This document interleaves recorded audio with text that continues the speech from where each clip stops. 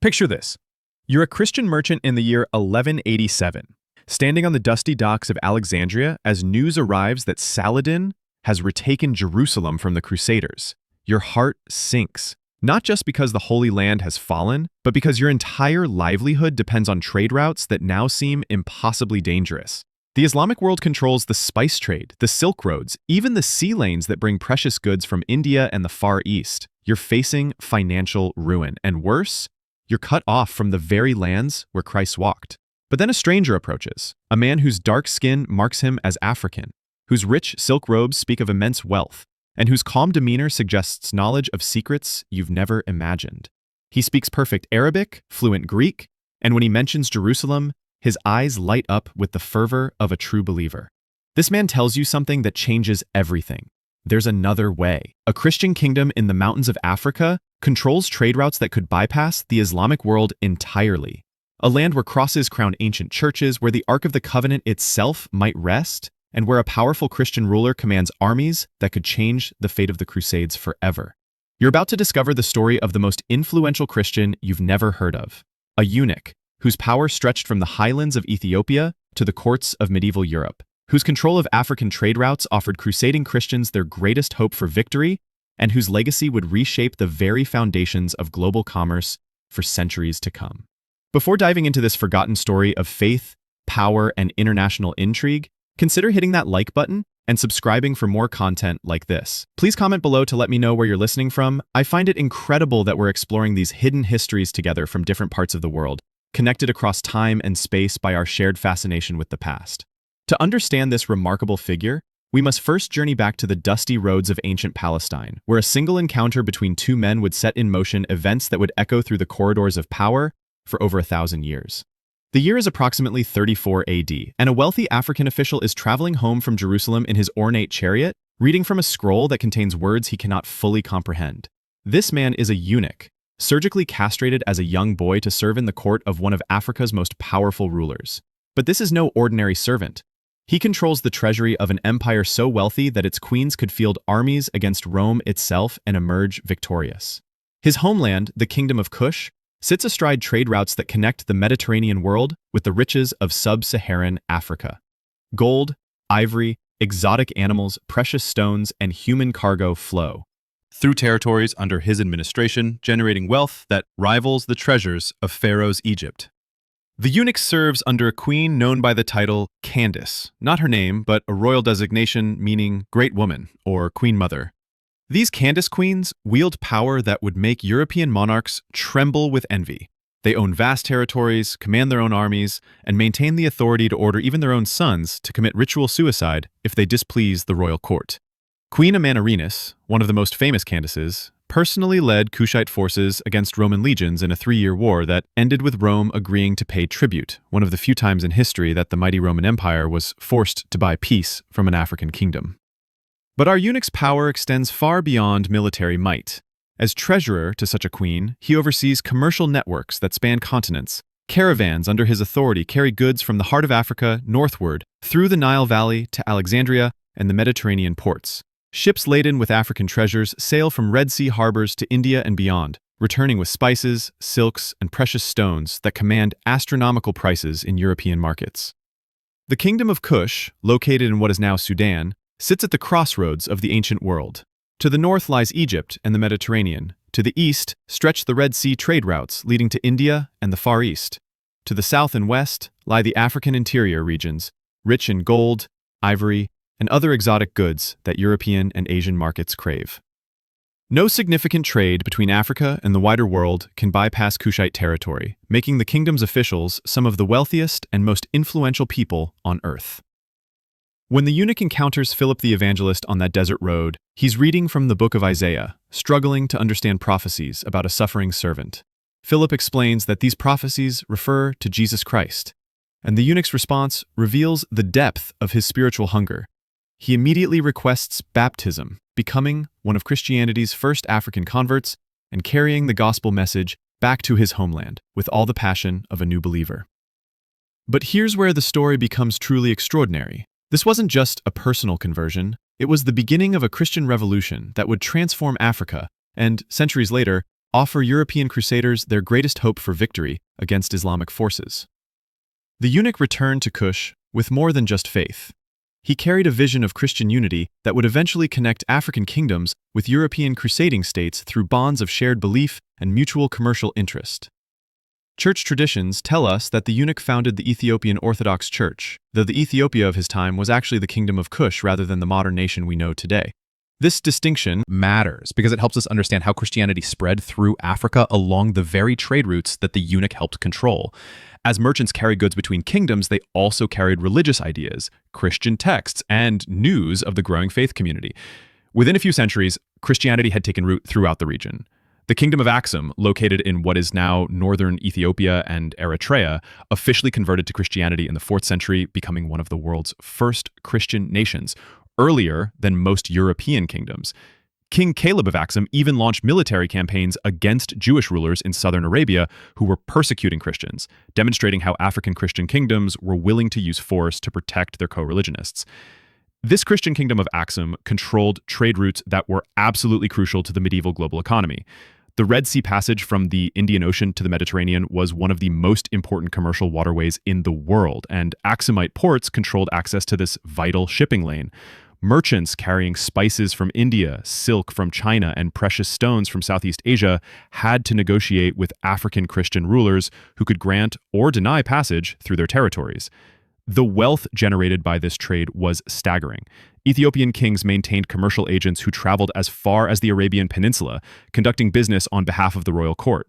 Gold mines in Ethiopian territory produced the precious metal that backed currencies across the known world. Ivory from African elephants was carved into luxury goods for wealthy European and Asian buyers. Even more controversially, Ethiopian territories served as a major source of enslaved people, including eunuchs, who were highly valued in the courts of Islamic rulers. This last point reveals the complex moral landscape of medieval trade. The same Christian kingdoms that offered European crusaders hope for alliance against Islamic forces were also major suppliers of enslaved people to Islamic markets. Eunuchs in particular commanded extremely high prices because their castration made them trusted servants in Islamic harems and treasuries. The surgical procedures that created eunuchs were often performed in specific Ethiopian territories, with different locations specializing in different stages of the process to maximize survival rates and, consequently, profits. As the centuries passed and Europe entered the age of the Crusades, these Ethiopian Christian kingdoms found themselves in a unique and powerful position. European Christians, struggling to maintain footholds in the Holy Land against Islamic forces, began to hear rumors of a great Christian king in the East, a figure who would become known as Prester John. This legendary ruler was said to command vast armies, control immense wealth, and stand ready to ally with European Christians against their common Islamic enemies. The legend of Prester John captured the European imagination like few stories ever have. Medieval chronicles describe a Christian kingdom beyond the Islamic world, where the ruler possessed magical mirrors that could reveal events happening anywhere on earth, where rivers flowed with precious stones instead of water, and where Christian knights maintained eternal vigilance against the forces of darkness. While these fantastic details were clearly mythical, they were based on very real reports of powerful Christian kingdoms in Africa that European merchants and pilgrims encountered during their travels. What makes this story so fascinating is how reality and legend intertwine to create diplomatic opportunities that neither side could ignore. Ethiopian rulers, hearing that European Christians were seeking alliance with Prester John, began to present themselves as the fulfillment of these prophecies. They sent embassies to European courts, claiming to represent the legendary Christian king and offering military alliance against Islamic forces. European rulers, desperate for any advantage in their struggles against Islamic powers, welcomed these embassies with tremendous enthusiasm. The king of Aragon wrote to Ethiopian Emperor Yeshak, addressing him as Prester John of the Indies and proposing marriage alliances between their royal families. Portuguese explorers, driven by dreams of finding Prester John's kingdom, launched expeditions that would eventually lead them around the Cape of Good Hope and into the Indian Ocean, fundamentally altering global trade patterns. These diplomatic exchanges weren't just symbolic gestures. They represented serious attempts to create a strategic alliance that could reshape the balance of power in the medieval world. Ethiopian rulers offered to attack Islamic territories from the south, while European crusaders pressed from the north, potentially crushing Islamic power between two Christian armies. European rulers promised military aid, advanced weapons, and technical expertise to help Ethiopian forces modernize their capabilities. The commercial implications of such an alliance were equally significant. European merchants, cut off from Asian luxury goods by Islamic control of traditional trade routes, saw Ethiopian territories as a potential pathway to the riches of India and the Far East. If Christian armies could secure safe passage through Ethiopian-controlled territories, European traders might bypass Islamic middlemen entirely, revolutionizing global commerce while simultaneously weakening their enemies' economic foundations. But achieving such an alliance required navigating incredibly complex political, religious, and cultural differences. Ethiopian Christianity, while genuinely Christian, had developed along different lines from European Catholicism.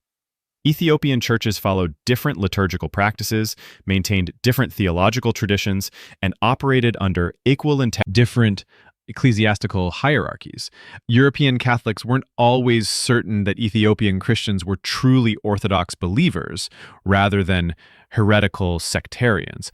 Religious differences aside, the practical challenges of coordinating military action across thousands of miles of hostile territory seemed almost insurmountable.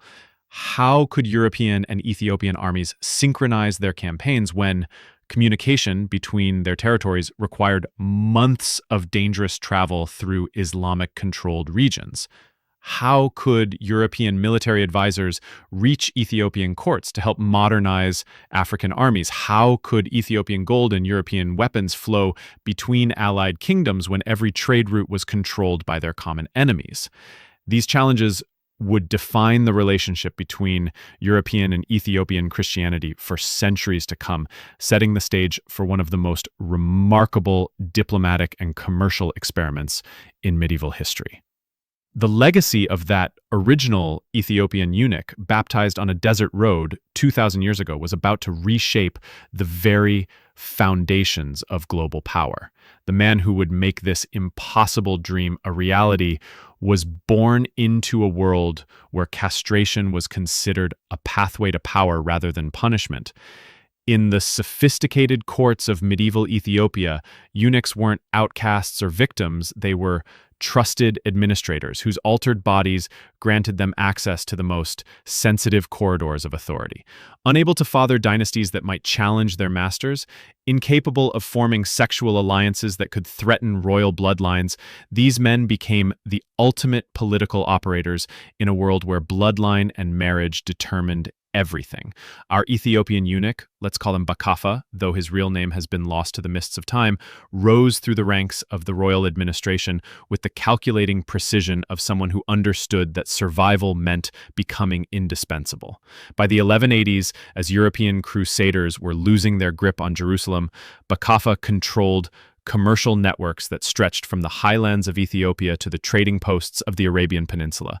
His signature on a document could open or close trade routes worth more than the annual revenues of most European kingdoms. Picture Bakafa's typical day in the mountain fortress of Lalibela, one of the most remarkable Christian cities ever constructed. While European Christians built their churches horizontally, Ethiopian architects carved theirs vertically downward into solid rock, creating magnificent structures that seemed to emerge from the earth itself like prayers made stone. The Church of St. George, hewn from a single block of volcanic rock, rose, or rather descended, 40 feet into the ground, its perfect cross-shaped design visible only from above, as if God himself were meant to be its primary observer. In this city of underground churches, Bakafa maintained his. If you're more Caravel Koshin, to new things my own ones Scott Redding ready, the headquarters in a complex of chambers that were part treasury, part diplomatic mission, and part intelligence operation. Runners arrived daily with reports from commercial agents scattered across the known world. A caravan from Nubia carried news of gold prices in Alexandria. A ship captain from the Red Sea brought word of spice markets in Aden. A pilgrim returning from Jerusalem carried whispered intelligence about Crusader military preparations and Islamic counter-strategies. Bakaffa's power stemmed from his ability to synthesize this flood of information into actionable intelligence. He knew which European ports were desperate for African gold to finance their military campaigns. He understood which Islamic rulers were willing to pay premium prices for Ethiopian ivory and exotic animals. Most importantly, he grasped how religious warfare was reshaping commercial opportunities in ways that traditional merchants couldn't even imagine. The Crusades had created a paradox that Bakaffa was uniquely positioned to exploit. European Christians needed Asian luxury goods: spices to preserve food, silk for royal clothing, precious stones for religious artifacts. But traditional trade routes were controlled by Islamic powers who were their sworn enemies. Islamic rulers needed African goods: gold for currency, ivory for luxury items, enslaved people for their households, but they also needed to finance military campaigns against Christian territories. Both sides needed what the other controlled, but direct trade was becoming increasingly difficult as religious warfare intensified. Bakaffa saw opportunity in this chaos. As a Christian controlling African trade routes, he could offer European merchants access to Asian goods through Ethiopian territory, bypassing Islamic middlemen entirely. Simultaneously, he could sell African products to Islamic buyers while maintaining plausible deniability about supporting Christian enemies. His eunuch status made him particularly valuable as a diplomatic intermediary because he could meet with both Christian and Islamic officials without raising suspicions about dynastic ambitions or religious conversion. The technical challenges of organizing such trade networks would have daunted lesser men, but Bakaffa had advantages that European merchants could barely comprehend. Ethiopian kingdoms maintained commercial relationships with Indian Ocean trading posts that had existed for centuries before the Crusades began. Ethiopian ships regularly sailed to ports in India, Southeast Asia, and even China, carrying African goods and returning with Asian luxuries. Ethiopian merchants spoke Arabic, Persian, and various Indian languages, allowing them to negotiate in markets where European traders would be helpless foreigners. More crucially, Ethiopian Christianity provided religious legitimacy for commercial relationships with European Crusader states, while Ethiopian political independence allowed continued trade with Islamic powers. Bakaffa wasn't a vassal of any European king who might forbid trade with Muslim territories, nor was he a subject of any Islamic ruler who might prohibit commerce with Christian kingdoms. His unique position as a Christian administrator in an independent African kingdom gave him diplomatic flexibility that no European or Islamic merchant could match. The breakthrough came in 1187, when Saladin's recapture of Jerusalem created panic in European commercial circles. Italian merchants who had invested fortunes in Crusader territories faced bankruptcy as Islamic forces seized their warehouses and trading posts. Desperate European rulers needed new sources of revenue to finance military campaigns to retake the Holy Land. Traditional Asian trade routes became impossibly dangerous as religious warfare spread throughout the eastern Mediterranean. Bakaffa recognized this crisis as the opportunity he had been preparing for his entire career. Through intermediaries in Alexandria and Cairo, he began reaching out to European merchant networks, offering alternative trade routes that could bypass Islamic territories entirely. His proposal was audacious in its scope. European merchants could ship goods to Ethiopian Red Sea ports, transport them overland through Christian Ethiopian territory to Indian Ocean harbors, and then sail directly to India and Southeast Asia without passing through a single Islamic checkpoint. The financial incentives were staggering. By eliminating Islamic middlemen, European merchants could increase their profit margins by 30 to 50%, while simultaneously reducing their dependence on hostile territories. Ethiopian rulers would collect customs duties and transportation fees from this increased trade, generating revenues that could finance military expansion and diplomatic initiatives. Most importantly, both Christian powers would be economically strengthened, while their Islamic enemies lost crucial commercial income. But Bakaffa's vision extended far beyond simple commercial arbitrage. He understood that control of trade routes was ultimately about control of information, and information was power in ways that medieval rulers were only beginning to appreciate. European merchants using Ethiopian trade routes would inevitably share intelligence about European military capabilities, political developments, and strategic intentions. Ethiopian agents operating in European territories would gather similar intelligence about Christian kingdoms and their Islamic enemies. This intelligence network would make Ethiopian rulers incredibly valuable allies for any European power seeking advantage in the complex diplomatic landscape of the crusading era. Ethiopian agents could provide early warning of Islamic military preparations, detailed information about the economic capabilities of various Islamic kingdoms, and strategic advice about potential alliance opportunities throughout Africa and Asia. European allies, in return, could share advanced military technologies, sophisticated financial instruments, and diplomatic connections that could enhance Ethiopian power projection capabilities. The first test of this system came when Bakafa established contact with Venetian merchants who had lost their trading privileges in Crusader territories. Venice, despite its Christian identity, had maintained profitable commercial relationships with Islamic powers throughout the crusading period. Demonstrating the kind of pragmatic flexibility that Bakafa admired, Venetian merchants possessed the maritime expertise and financial resources necessary to operate the complex shipping routes that Bakafa's system required, while their political independence from Crusader states gave them the diplomatic flexibility to negotiate with Ethiopian authorities. The initial negotiations revealed just how revolutionary Bakafa's proposal truly was. Traditional medieval trade operated through a series of intermediaries, with goods changing hands multiple times as they moved from producers to consumers. Each intermediary added costs while reducing the quality and quantity of goods reaching their final destinations. Bakafa proposed instead a direct partnership between Ethiopian controllers of African trade routes and European maritime merchants, eliminating intermediaries and creating unprecedented profit opportunities for both sides. The logistical challenges seemed almost insurmountable. European ships would need to navigate the dangerous waters of the Red Sea, where Islamic naval forces could intercept Christian vessels. Ethiopian authorities would need to guarantee safe passage through territories that were often controlled by local rulers with their own political agendas. Both sides would need to develop new financial instruments to manage transactions involving goods that might spend months in transit through multiple kingdoms and jurisdictions. Yet Bakafa had been preparing for exactly these challenges throughout his career. Ethiopian kingdoms maintained extensive diplomatic relationships with local rulers throughout the Red Sea region, relationships that could be leveraged to ensure safe passage for Christian merchants. Ethiopian commercial law had evolved sophisticated mechanisms for managing long-distance trade, including insurance systems, credit arrangements, and dispute resolution procedures that could be adapted for European partnerships. Most importantly, Bakafa controlled military resources that could protect these new trade routes from both pirates and hostile state actors.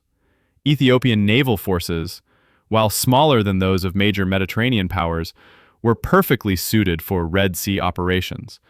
Ethiopian armies could provide security for overland trade routes through African territory.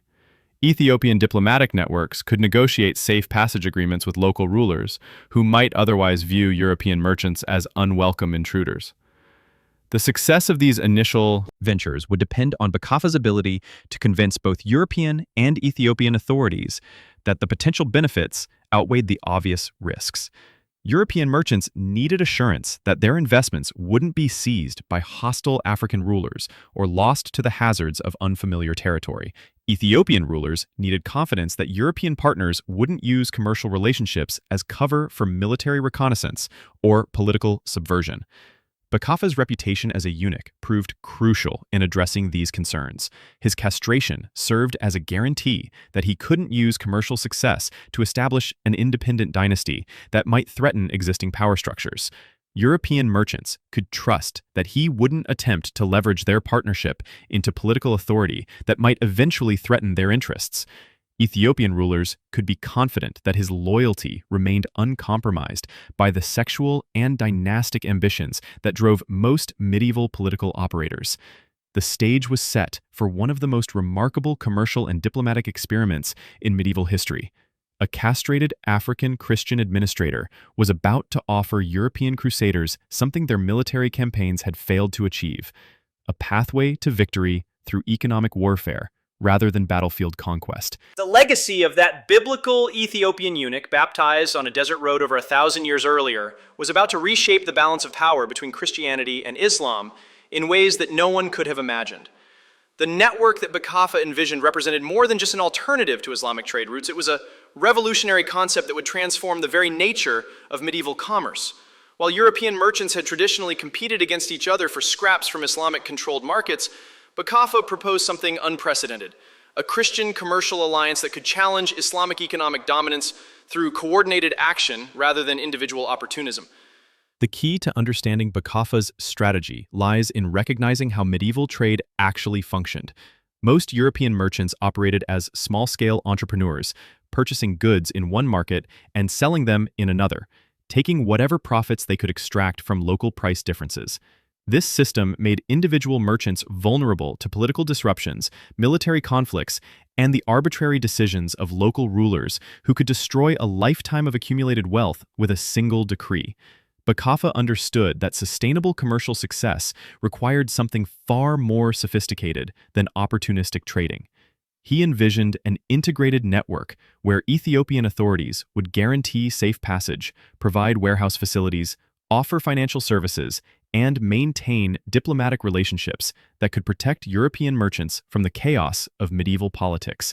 In return, European partners would share maritime expertise, provide access to Mediterranean markets, and offer the military technologies that could strengthen Ethiopian power projection capabilities. The brilliance of this approach became apparent when the first Venetian merchants arrived in Ethiopian territory in 1189. These weren't desperate refugees fleeing Islamic persecution, but sophisticated commercial operators who recognized revolutionary opportunity when they saw it. The Venetians brought with them something that Ethiopian merchants had never possessed: detailed knowledge of European consumer preferences, seasonal demand patterns, and the financial instruments that could manage complex international transactions. What the Venetians discovered in Ethiopian territory exceeded their wildest expectations. The wealth they encountered wasn't just impressive by African standards. It rivaled anything they had seen in Constantinople or Alexandria. Ethiopian churches were literally covered in gold, their walls adorned with precious stones that would have bankrupted European monarchs. The royal treasury contained ivory sculptures so intricate that Venetian craftsmen wept upon seeing them, recognizing artistic mastery that surpassed anything in their own workshops. But the real revelation came when Bakaffa led the Venetian delegation through the commercial districts of Aksum, the ancient capital that remained the ceremonial heart of Ethiopian Christianity. Here, in warehouses carved from solid rock, were stockpiled goods from across the known world. Chinese silk lay beside Indian spices, Persian carpets were stacked next to African ivory, precious stones from Southeast Asia glittered alongside gold from Nubian mines. This wasn't just a market, it was the beating heart of global commerce, a place where the wealth of 3 continents converged under Christian control. The Venetians realized they weren't just witnessing Ethiopian prosperity, they were seeing the infrastructure that could make European commercial independence possible. Ethiopian merchants had already solved the logistical challenges that paralyzed European trade. They had developed preservation techniques that kept spices fresh during months-long journeys. They had created packaging systems that protected delicate goods during transport over rough terrain. They had established quality control standards that ensured customers received exactly what they had paid for, regardless of how many intermediaries handled the goods. Most importantly, Ethiopian merchants had built relationships throughout the Indian Ocean trading network that gave them access to goods at source prices rather than the inflated costs that European merchants paid to Islamic middlemen. A pound of cinnamon that might cost a Venetian merchant 50 silver pieces in Alexandria could be purchased directly from Sri Lankan producers for 15 pieces through Ethiopian commercial networks. The profit margins were so dramatic that even after accounting for transportation costs and Ethiopian fees, European merchants could undersell their Islamic competitors while earning unprecedented returns. Bakaffa's genius lay in recognizing that these advantages could be shared rather than hoarded. Unlike traditional merchants who guarded their commercial secrets jealously, he understood that Ethiopian prosperity would be enhanced by European success. Every European merchant who became wealthy through Ethiopian trade routes would become an advocate for expanding the partnership. Every European kingdom that benefited from reduced trade costs would become a potential military ally against Islamic forces. Every Christian merchant who prospered through Ethiopian connections would become a source of intelligence, about Islamic commercial vulnerabilities. The first major test of this system came in 1191, when news reached Ethiopia that Richard the Lionheart was preparing for the Third Crusade. European kingdoms were desperate for revenue to finance their military campaigns, while Crusader territories in the Holy Land needed luxury goods to maintain the loyalty of their noble supporters. Traditional supply lines through Islamic territory were becoming increasingly unreliable as Saladin's forces tightened their control over strategic trade routes. Bakaffa saw this crisis as an unprecedented opportunity to demonstrate Ethiopian value as a Christian ally. Working through his Venetian partners, he began organizing supply convoys that could reach Crusader territories through Ethiopian-controlled Red Sea routes. The first convoy carried goods worth more than the annual tax revenue of most European kingdoms. Indian spices for preserving meat during long sieges, Chinese silk for making banners and ceremonial garments, precious stones for creating religious artifacts that could inspire Christian soldiers. The logistical coordination required for these operations was staggering in its complexity. Ethiopian agents in Indian ports had to coordinate with Venetian ship captains to ensure that goods arrived at Red Sea harbors precisely when Ethiopian overland convoys were prepared to transport them. Ethiopian diplomats had to negotiate safe passage agreements with Nubian rulers whose territories lay along crucial transportation routes. Ethiopian military commanders had to provide armed escorts for convoys carrying wealth that exceeded the treasuries of most kingdoms. Yet the system worked, with an efficiency that amazed everyone involved. Goods that would have taken 8 months to reach Europe through traditional Islamic-controlled routes arrived in European ports within 4 months through Ethiopian networks. Products that would have been handled by 6 or 7 different intermediaries in the Islamic system passed through only 2 or 3 Ethiopian-controlled checkpoints. Most remarkably, the quality of goods actually improved during transport, as Ethiopian merchants had developed preservation and handling techniques superior to anything used in Islamic territories. The success of these initial operations created a feedback loop that rapidly expanded the network's capabilities. European merchants who profited from Ethiopian connections invested their returns in larger ventures, creating demand for expanded Ethiopian services. Ethiopian rulers used the revenues from increased trade to improve transportation infrastructure, reducing costs and transit times for future operations. Both sides began sharing technological innovations that enhanced their collective capabilities. Europeans provided advanced shipbuilding techniques, while Ethiopians shared preservation methods and navigation knowledge. Within 3 years, the Ethiopian-European commercial alliance had fundamentally altered the economics of crusading warfare. European kingdoms that had previously struggled to finance military campaigns now had access to revenue streams that made sustained warfare economically viable. Crusader territories that had faced economic strangulation due to Islamic blockades now enjoyed luxury goods that maintained noble support for continued resistance. Most importantly, Islamic rulers found their traditional economic advantages systematically undermined by Christian competitors who could match or exceed their commercial capabilities. The political implications of this economic transformation were profound. Islamic rulers had always assumed that their control of traditional trade routes gave them decisive advantages over European Christians. They could strangle European economies by restricting access to Asian luxury goods. They could finance their own military campaigns through customs duties collected from European merchants, who had no alternatives to Islamic-controlled routes. They could manipulate European political relationships by granting or denying commercial privileges to different Christian kingdoms.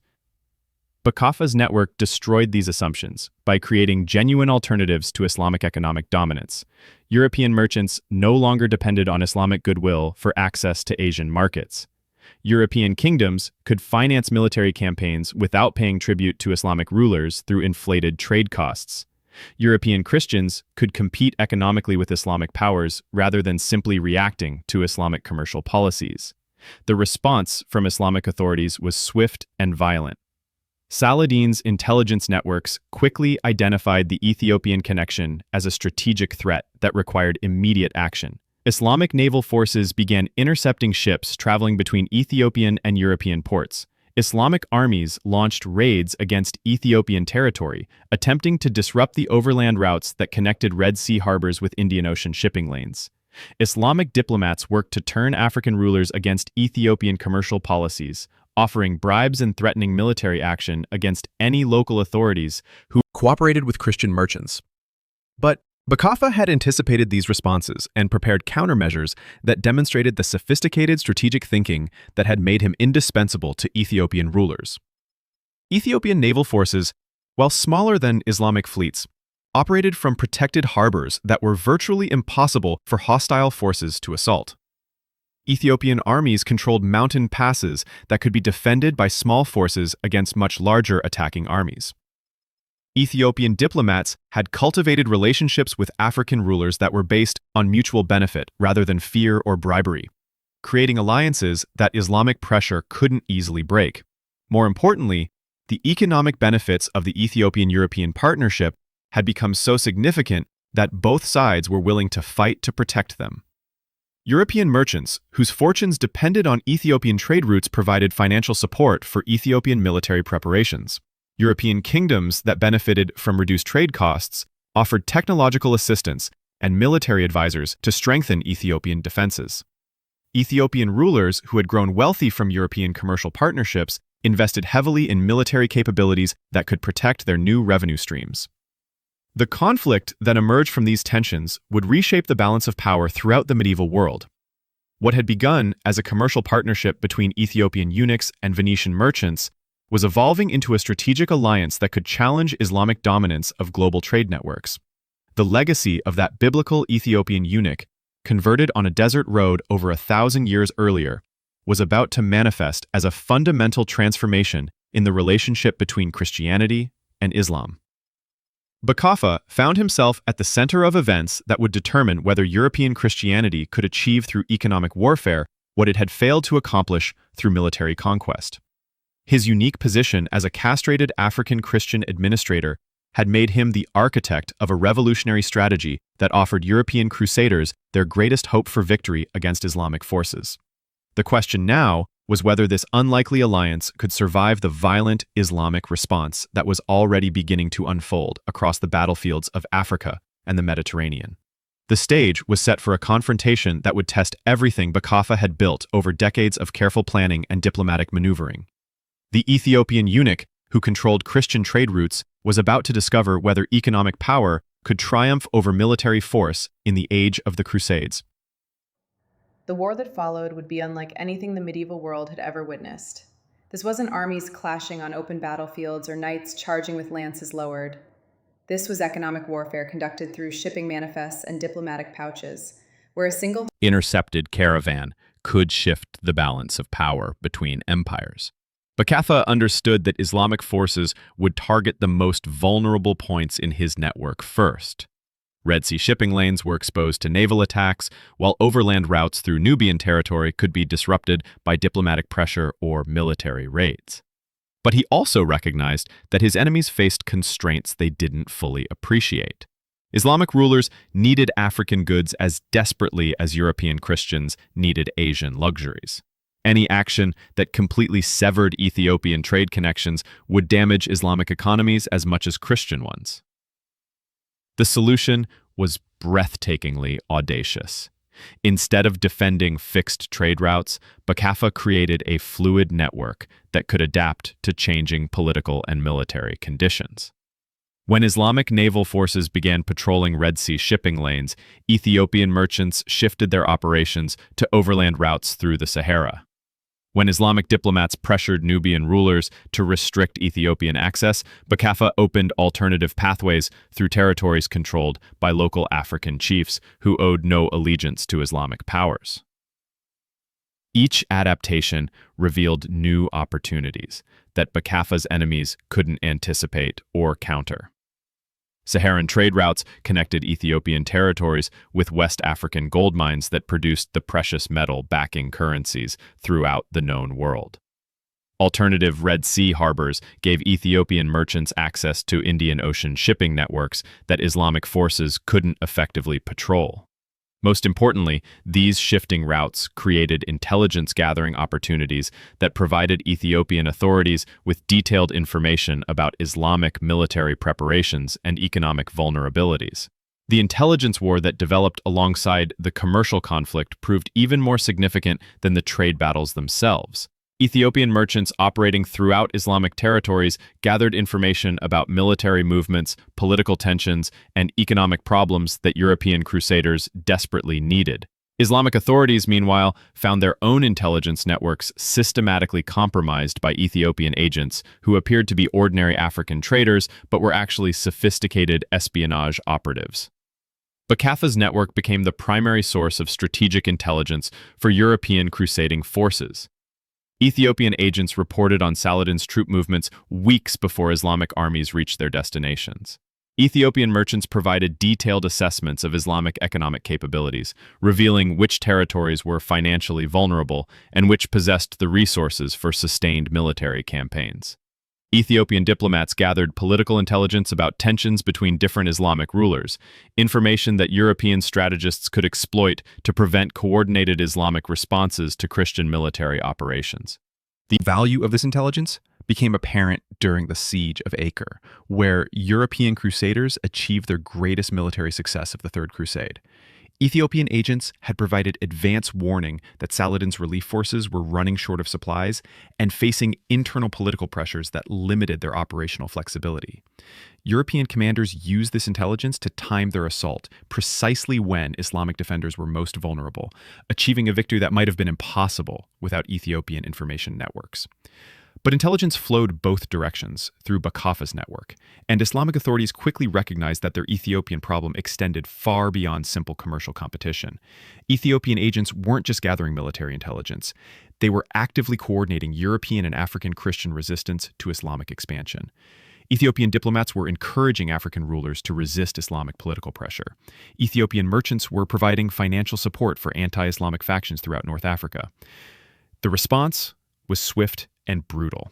Saladin personally ordered military expeditions against Ethiopian territory, seeking to destroy the infrastructure that supported Christian commercial operations.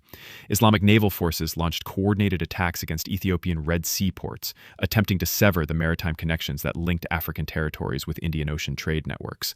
Islamic armies invaded Ethiopian highlands, seeking to capture or kill the Christian administrators who had created this unprecedented challenge to Islamic economic dominance. These military campaigns revealed both the strengths and limitations of Islamic power projection capabilities.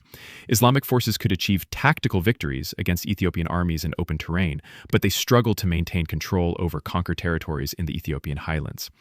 The mountainous geography that protected Ethiopian kingdoms from external invasion also made it nearly impossible for occupying forces to maintain supply lines or communicate effectively with their commanders. More importantly, Islamic military campaigns against Ethiopian territory triggered defensive responses that Islamic strategists hadn't anticipated. European merchants whose fortunes depended on Ethiopian trade routes provided financial support for Ethiopian military resistance.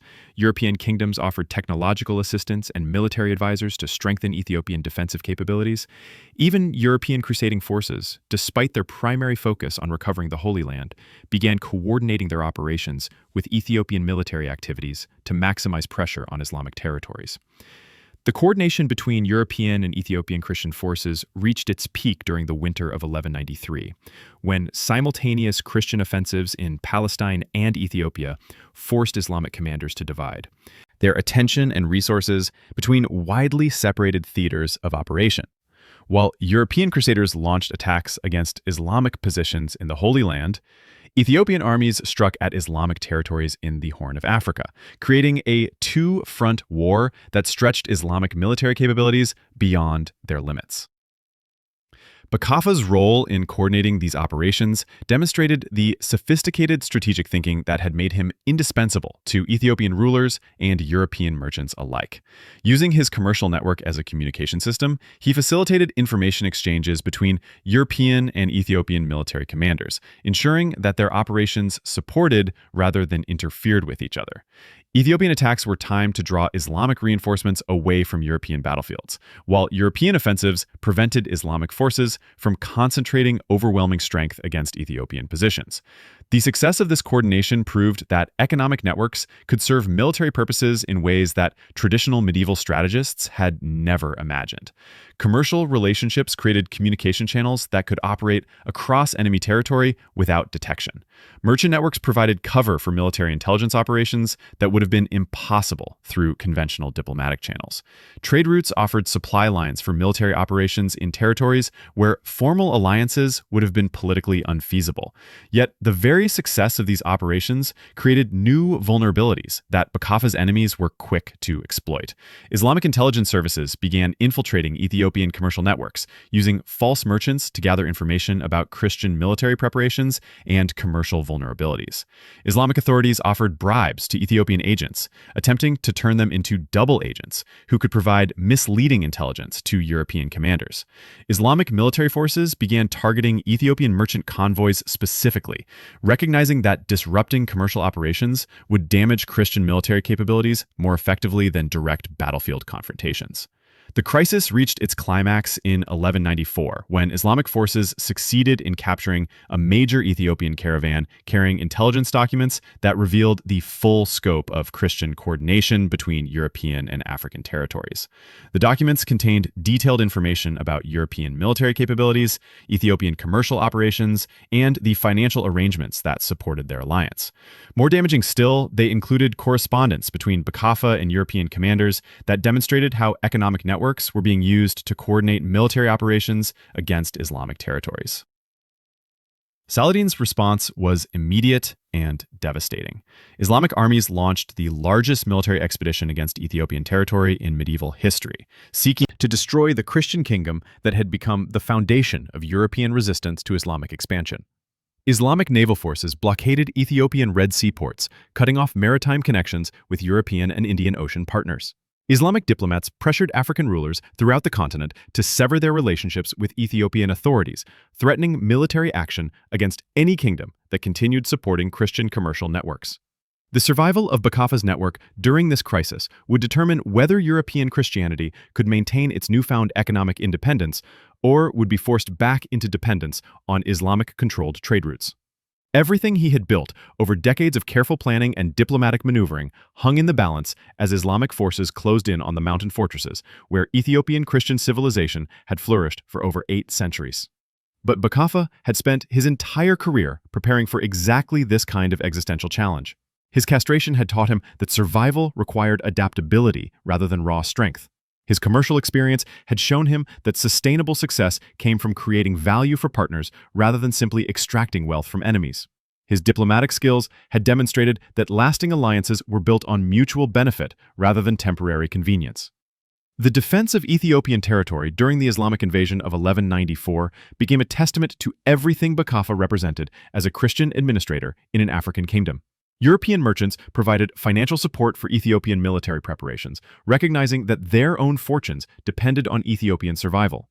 European kingdoms offered technological assistance and military advisors, understanding that Ethiopian resistance served their own strategic interests. European crusading forces coordinated their operations with Ethiopian defenders, creating a unified Christian response to Islamic expansion that transcended racial, cultural, and geographical boundaries. The battle for control of Christian trade routes in the age of the Crusades had become something far greater than a commercial dispute. It was a struggle for the future of global Christianity, a test of whether economic cooperation could achieve what military conquest had failed to accomplish, and a demonstration of how a single individual's vision could reshape the balance of power between civilizations. Bakafa's legacy would extend far beyond his own lifetime or even his own century. The network he created would evolve into the foundation for European maritime expansion that would eventually carry Christian merchants around the Cape of Good Hope and into the Indian Ocean. The intelligence systems he developed would become models for the diplomatic services that would connect European kingdoms with African allies for centuries to come. The commercial relationships he fostered would demonstrate That economic partnership could transcend the religious warfare that divided the medieval world. Most importantly, his story would prove that power in the medieval world wasn't limited to those born into noble families or blessed with physical strength. A castrated African administrator, armed with nothing but intelligence, vision, and unwavering faith, had created an alternative to Islamic economic dominance that offered European Christianity its greatest hope for survival and expansion. The Ethiopian eunuch who controlled Christian trade routes in the age of the Crusades had achieved something that no European king or Islamic sultan could match. He had shown that economic cooperation between Christian kingdoms could challenge the most powerful military forces of his era. The commercial networks could serve as instruments of resistance against religious persecution, and that a single individual's commitment to his faith could reshape the destiny of civilizations. His legacy reminds us that history is shaped not just by the famous battles and royal marriages that fill traditional chronicles, but by the quiet revolutionaries who build new systems of cooperation and exchange. In an age when religious warfare seemed to make peaceful coexistence impossible, Bakafa proved that shared economic interests could create bridges across the deepest cultural and theological divides. The story of the Ethiopian eunuch who controlled Christian trade routes offers us a glimpse into a medieval world far more complex and interconnected than we often imagine. A world where African Christians could reshape European destiny, where economic networks could challenge military power, and where a single individual's vision could offer hope to millions of believers facing seemingly insurmountable odds.